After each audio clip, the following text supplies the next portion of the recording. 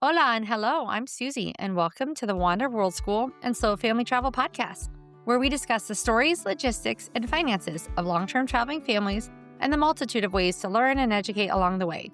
This week, meet Danielle Vanderhei, a mom who's been nomadic for over 3 years and recently shifted to full-time boat life.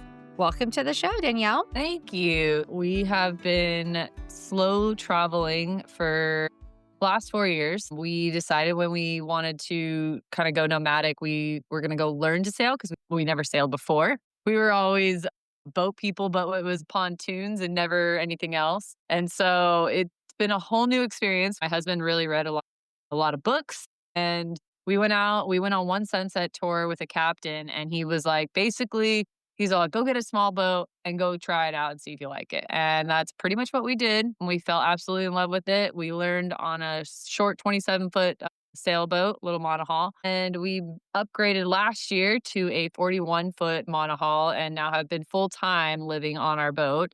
It's been a year since March, and we absolutely love it. We bought our boat in Guatemala and we sailed around Honduras and Belize, and now we've made our way down and around to Panama, and we've been hanging out there for the last half a year now and probably the rest of this year. It's been a really great journey, just getting out and shifting into a different mindset and a different lifestyle. We've done where we've lived on an RV. We actually traveled through Mexico before we bought the boat with our minivan, did that for a while and did Airbnbs.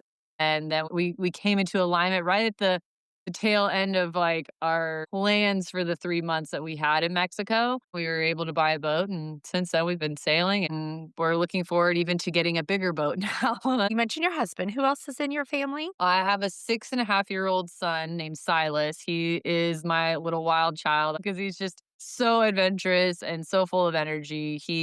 Loves to fish and spear hunt, and he's just so much fun. He absolutely loves doing this lifestyle and being on the boat. And That's great. When my husband and I were first dating, he had sailed some growing up, and we did a sailing trip in St. Vincent and the Grenadines. We were learning the ASA, all that, and it was very rough. We were on an island, and he's like, maybe I don't want to sail around the world someday. And I was like, okay, that's good because I'm a mountain girl. I'm not a sailor. So I applaud anyone with that bravery to be out on the open water. It's very impressive. It's beautiful out there, but you do have to know how to get around a boat and how to fix a boat. I think that was the challenging part for him. we each kind of have our lanes. Like I do help out on some of the boat work, but for the most part, he's like the MacGyver fixing everything. I take care of all the food. I make sure everybody's good and all of our health plans and everything that kind of goes along with taking care of the family. I do try and learn so that if something does happen, and of course, like when underway, you have to understand how to like pull the ropes and do certain things because the ocean it can be rough. We always say with other sailors, there's always a list. Like it's a never ending list. Always something to do, but it's the prioritizing what is important and what's not important. And what's going to come in the time where you need it to. Then you always got to know how to fix things because at the same time, like our homes are moving. And when your home is moving on a boat or in a camper, and things are always going to happen. I'm always prepared. We always have tools. We're always like on that mindset of what could happen this time. Like, who knows? Hopefully nothing. I mean, always we hope that nothing goes wrong and it's a smooth sail. But I mean, even our last sail that we did, we went from Bocas del Toro over to Linton. We were out a couple of hours, and all of a sudden, a nut in our autopilot came out from that holds the chain because we have this autopilot that basically like it steers the boat while we're underway. And so the bolt came out, and the little key that's in that bolt that holds it went out as well. So here we're like, okay, now we got to shut the boat off completely. We got to sit here for a moment. I'm sitting there trying to find the piece, and my husband's down below trying to find a backup in case I can't find the piece. And then we finally found it, and everything came back into place, and we got to keep going. Sometimes it goes smooth like that. It's like easy. And sometimes it's like, oh no, something else like broken. I remember like the first time we went out like on a 6-hour sail, I accidentally broke the steering cable because I pulled it too hard. So the first time we go break the steering cable, he's like, hurry up, grab the tiller and this and that. I'm like, what is the tiller? I don't even know. And I was freaking out. And it was hysterical because at the end of the day, he's like, you got to learn these things. You got to know what a tiller is. It never fails. Like you're always going to have something kind of come up. Sometimes you get really lucky and you have the most beautiful sails. And And other times you need to know where the tiller is. And now you won't forget, right? Nope, absolutely not. Let's backtrack a little bit and talk more about your personal travel origin story. What are some travel memories that you have? And then how has that shaped your upbringing? We lived in Southern California, and I do remember we used to go out actually where my parents live now, Arizona, but they didn't really do too much traveling all the time. Really, I think where my travel got set in was that my husband and I had been together for a while, and it was actually a few years before we had our kid. We started traveling like went to the Big Island. We went for a couple weeks. It was really nice. It was like our late honeymoon. And then the next one we did the following year was to Costa Rica for 2 months or for 2 weeks. And then we did a backpacking trip from Panama to Costa Rica for a whole month. And in that trip, we actually met one of our really good long term and travel buddies now. We met him randomly hiking a volcano. And it was such a great day because it was pouring rain. It was like a hard push, and so everybody made it up. But we connected well with him, and he actually lived in Austin, Texas, where we had some other friends. And so my husband and I went to go visit one time, and he had asked us, "Hey, would you guys like to go hike Mount Kilimanjaro with me?" And I don't know if I really want to go do that. I mean, I don't know if I'm really ready for that. And we were just sitting there like, you know what, man? If you do all the setting it up, you do all the plans and everything, I'll just give you the money. Let's just do it. And we did. And it was such an epic trip. We had such a beautiful hike going up that mountain.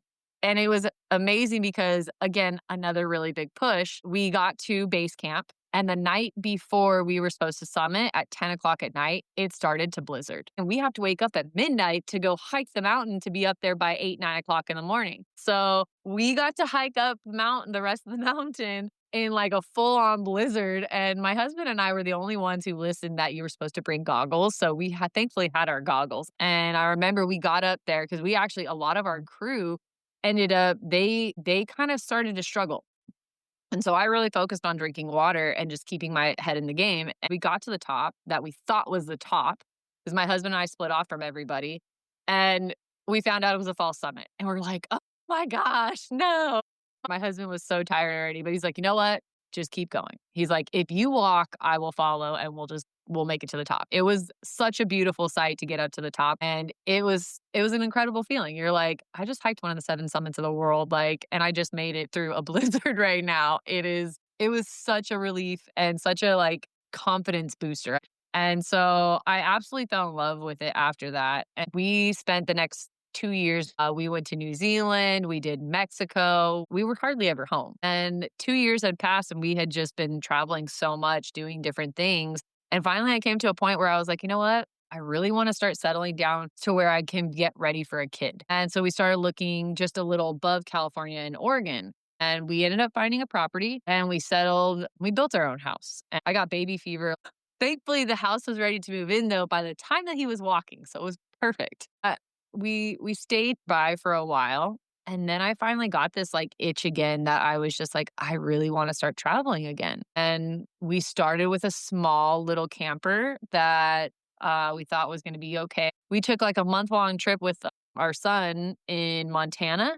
And it was so much fun that when I came home, I'm like, I really don't know if I want to keep staying in a house anymore again. I think I'm kind of ready to go back to traveling. I was constantly busy and running around, and I wasn't actually getting to spend the time I wanted with my son. And I came to my husband and I was like, you know what? I'm done. I really just want to go and sell it all, and I just want to go travel again. And that's pretty much what brought us into doing this whole nomadic lifestyle. We found a bigger camper and took off, and it just kind of led from there. Once you get the travel bug, it's really hard to not want to go travel again. Absolutely. Sometimes you take breaks because it is okay to slow down different seasons of life, but it always comes back. Do you Yeah. still own the home in Oregon or did you sell that as well? Nope, we sold the house and everything in it that we can put our investments into other things. So we did a budget boat and we jumped into crypto and we gave ourselves a runway for building other businesses. And now I work online and he does as well. I've had some pivots throughout that, but it's working out and it's getting there. Realistically, I say it took 7 years because even though we've been nomads for 4 years, I've been on this digital marketing journey to figure out how I was going to make my alignment work and my businesses flow the way I wanted to, and really just be able to do something that feels good to my heart.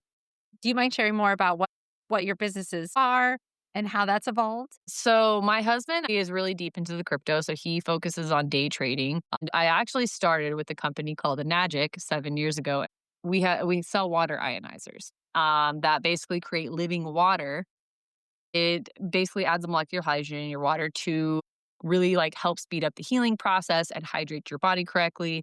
The ionizer also can shift different pHs anywhere from a 2.5 to an 11.0, cutting out a lot of different uses of other toxins like laundry detergents, cleaning our vegetables, healing our body. So that I started with this company 7 years ago, but when I bought into the company, they did not teach it as, like, sharing the health aspect. They were more sharing this opportunity of making money and you can sell, and everything about it felt really icky to me, and it just wasn't really the right mindset for me, and then I went and actually found a couple who was teaching how to build a digital agency, and they were teaching people, how to find your niche and how to basically learn to make money with affiliate marketing. So I got into that and I was selling their course for a while. And I did that for about 2 years. And I made some money, but it wasn't really like, it wasn't anything exciting. And it still, for some reason, wasn't feeling like true to my heart of who I am and what I was doing. So I shifted to a different company. Still same concept was the make money online course that I had followed another mom.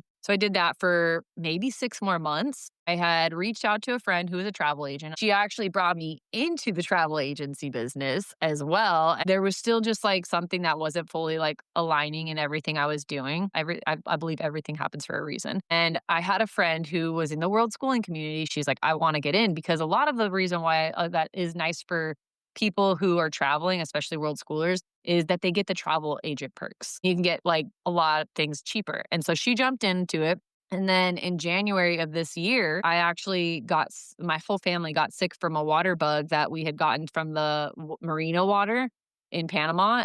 I was not feeling good. And she was like, I'm just going to share this with you. But the Enagic company is doing this sale that they've never done before. They give a little cash back kind of thing right now. And I've always been into health. Like health has been my go-to for everything. I've had 3 blood clots. I've always just really loved the idea of being able to help people and making themselves thrive and actually heal their bodies without Western medicine. I'm not the kind of person who likes to go and buy like Gucci handbags and all these other little like trinket things. I'm the kind of person who spends money on all the health gadgets. Like, I decided to reinvest into the company because the mindset was different. I mean, it's a great opportunity to make money, but at the same time, if you're not sharing what it truly is and like why it's such a great opportunity, to me, it feels like weird.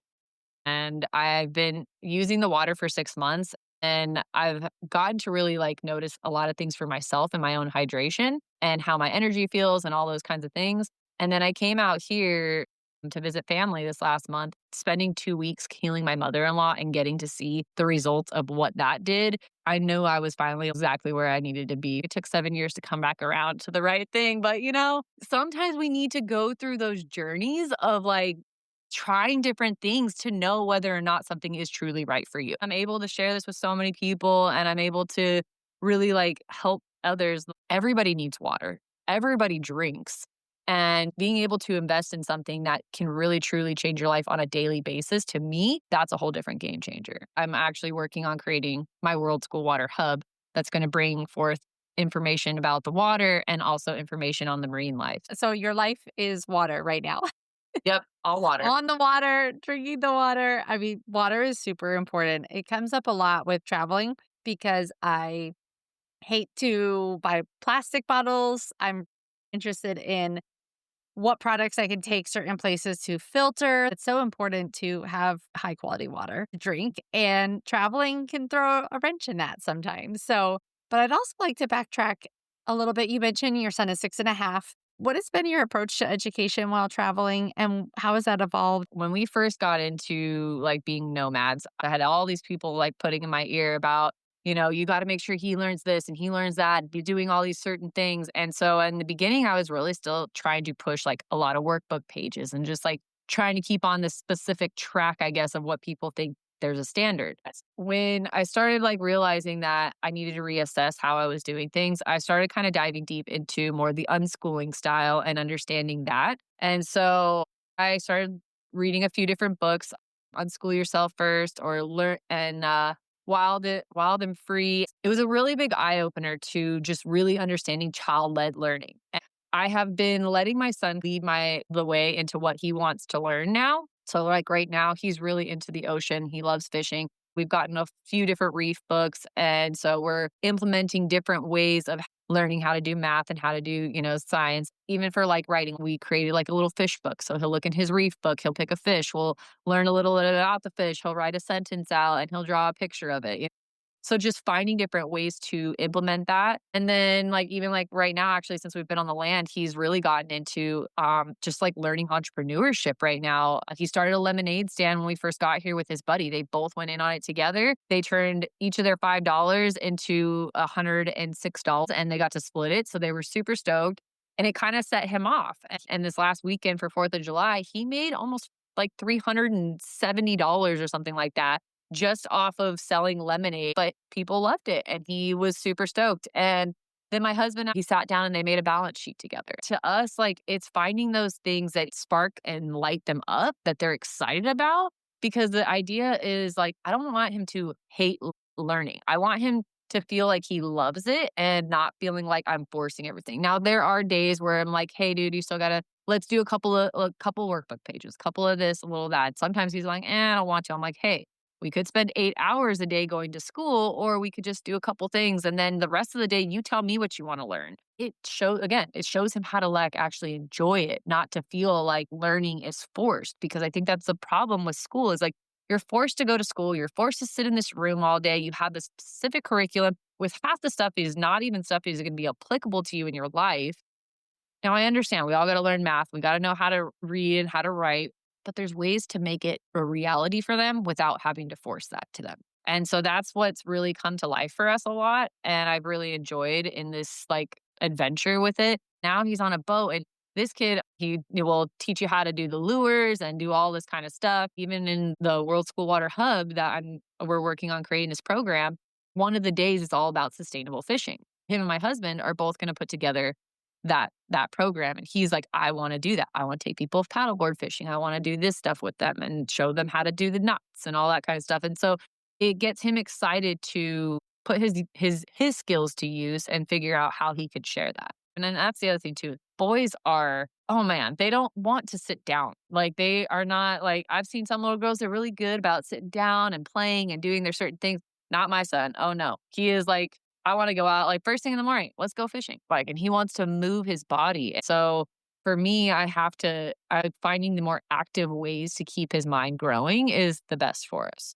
Actually just got into like this one called My Brain Books. And so now he's learning about his brain and how to deal with emotions. And so for me, I feel like if I can help him succeed in understanding how to really handle our emotions, handle other people's, and it just feels better. And he'll get a lot farther in the world. So he's been enjoying his fishing. He enjoys entrepreneurship. He really loves karate. Like we just kind of follow what he's interested in and we go from there with it. It's great. I love to hear his entrepreneurial spirit. On the pop-up hub where I met Jen, who connected us, there was another family that did a lot of RVing around the US, and they were saying their daughters would take orders from other campers and then go make the waffles and then deliver them, and they would make bank because people were so excited to have a fresh made waffle in the morning when you're out camping. I think it's great to find those opportunities to learn on the go. Now that we're about to be going back on the boat, it's not as easy for him to flex the same type of hustle. So we sat down the other day because he bought $200 already of fishing gear.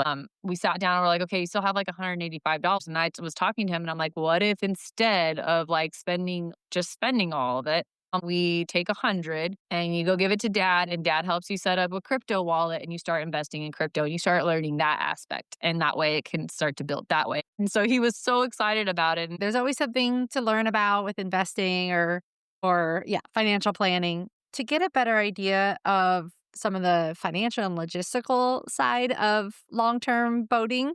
What is a snapshot of 1 month at some point on your journey? And how could someone, if they wanted to do a similar trip, what type of spending range would they need to think about? So I guess my biggest advice in that is be careful about where you go on that because every area is different. In Panama, we've been staying in San Blas.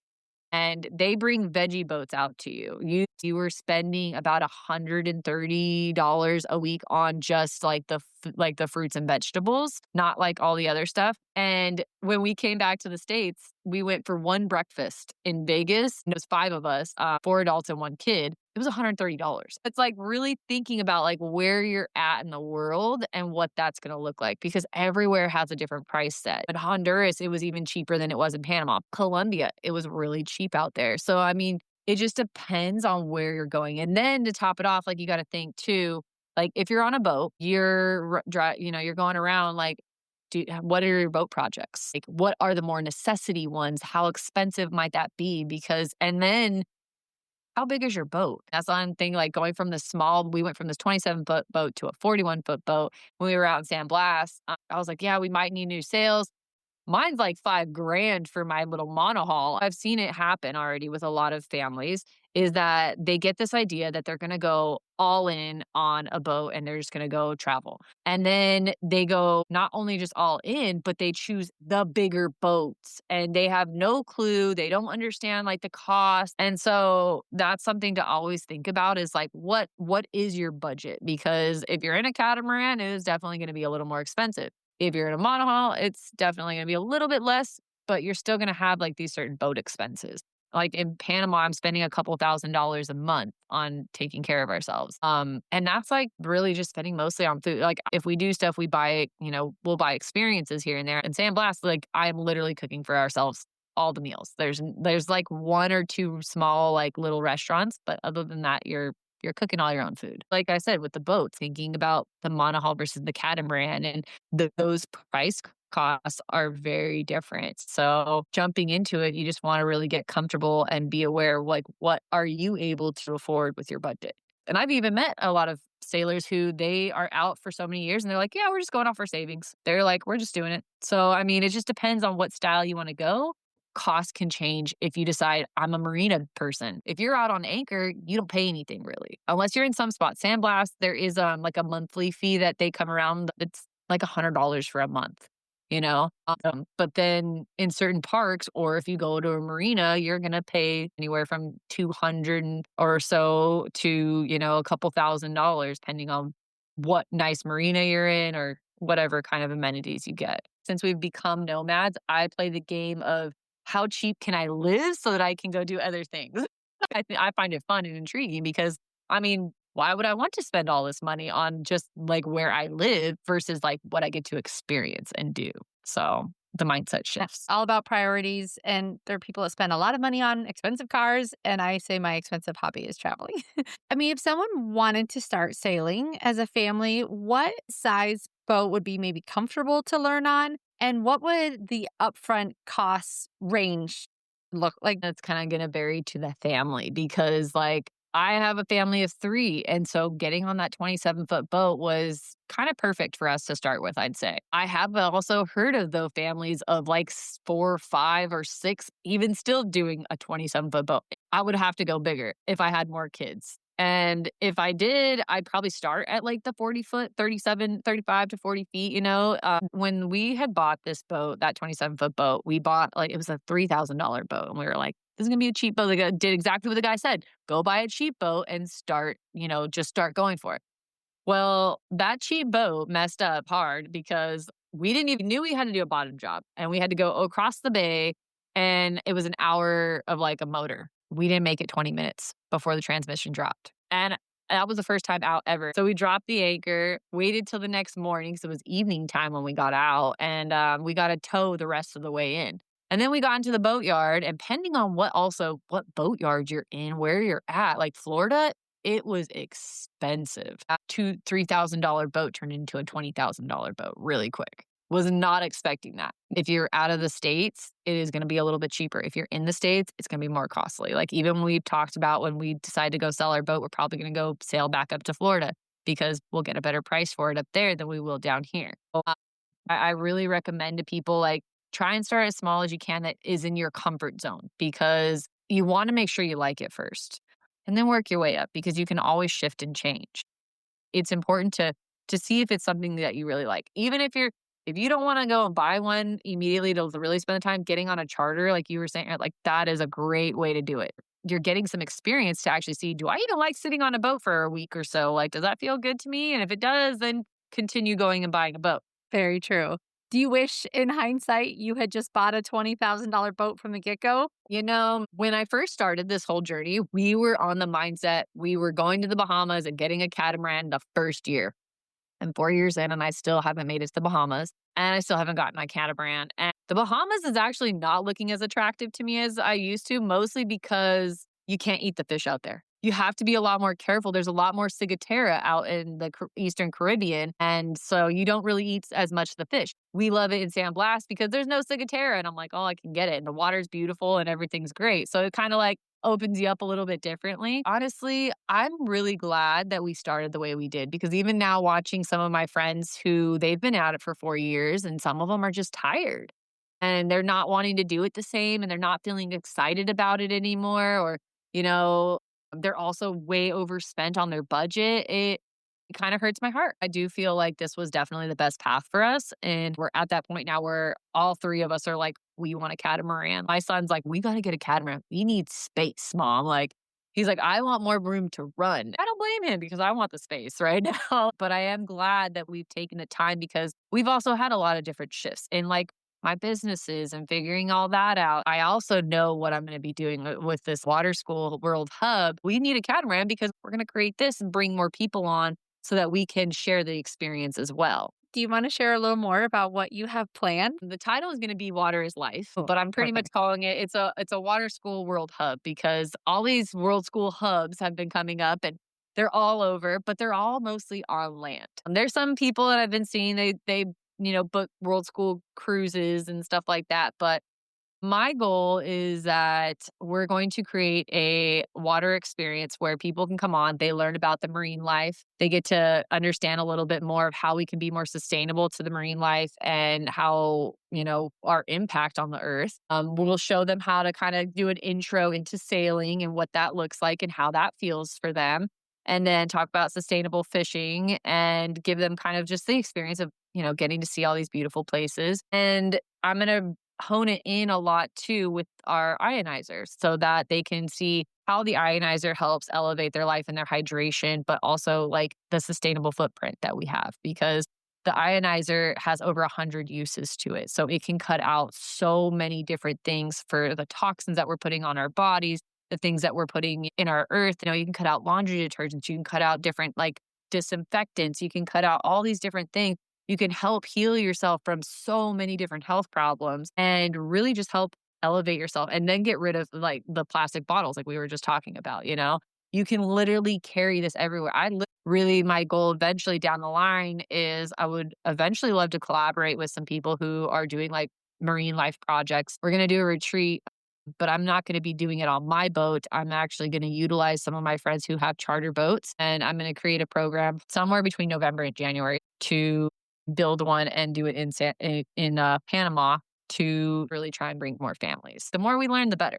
The more we can offer to our kids, to the world, and just be more sustainable in life. That's exciting. Have you thought what ages you would serve or how many either families or children could be part of each hub?